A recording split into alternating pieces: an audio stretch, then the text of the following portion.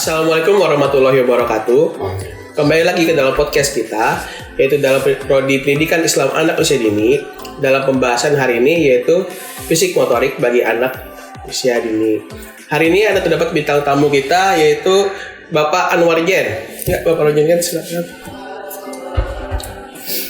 Bapak Anwar Jen ini mengajar di mana ya Pak? Sebagai dosen, saya ngajar di Prodi Pendidikan Islam Anak Usia Dini UM Banjarmasin.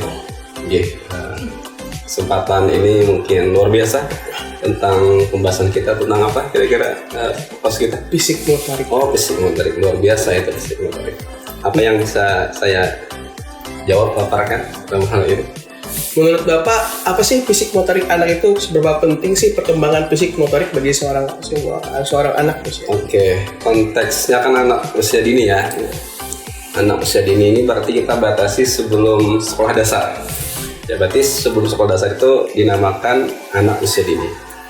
Fisik motorik itu sangat penting anak usia dini karena itu berdampak langsung terhadap tubuhnya dan gerakannya. Jadi fisik motorik itu sebenarnya dua kata yang berbeda, tetapi mungkin dalam keaktifitasannya bisa bersamaan, tapi tidak otomatis bersama. Misal kita ada lampu misalnya, secara fisik ada, tapi kalau lampu itu tidak dinyalakan berarti motoriknya tidak ada. Nah begitu juga anak itu secara fisik ada ketika lahir kan sebagainya, namanya sebagainya. Tetapi apakah menjamin motoriknya bergerak? Artinya fisik itu wujudnya, motorik itu gerakan anggota tubuhnya yang harus digerakkan, difungsikan sebagaimana mestinya. Nah itulah pentingnya fisik motorik. Ya. Dalam fisik motorik anak usia dini ini sendiri Pak, apakah ada terbagi dua bagian gitu? Kan umur anak itu kan masih dari umur 1, 2, 3 itu kan ada beberapa tahapan perkembangan Pak. Apa sih perkembangan yang baik dari tahapan mana dulu gitu Pak? Oke, terkait tahapan itu sebenarnya agak luas pembahasannya, tapi kita kecilkan saja untuk kesempatan podcast yang luar biasa ini. Tahap perkembangan itu mungkin kita bagi di awal bayi itu.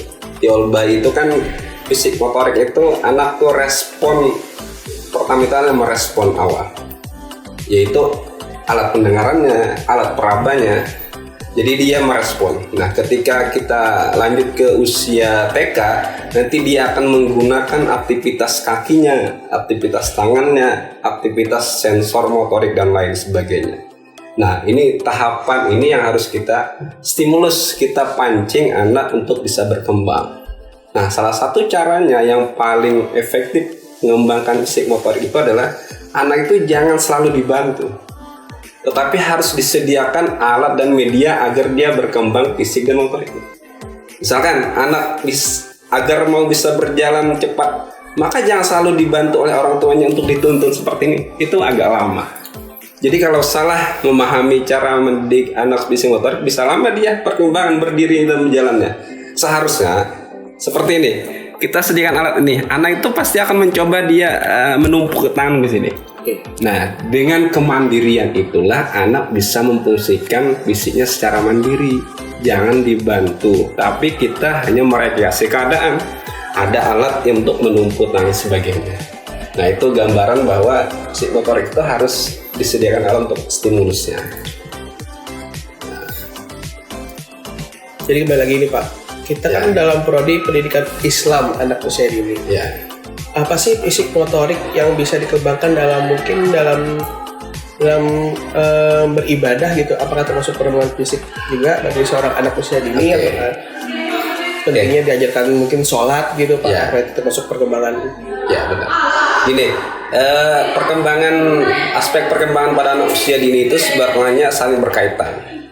Kalau dia melaksanakan sholat itu berarti dia aspek nilai agama dan moral. Tetapi ketika dia bergerak menggunakan fisiknya, begitu juga berarti terintegrasi dengan perkembangan fisik motoriknya.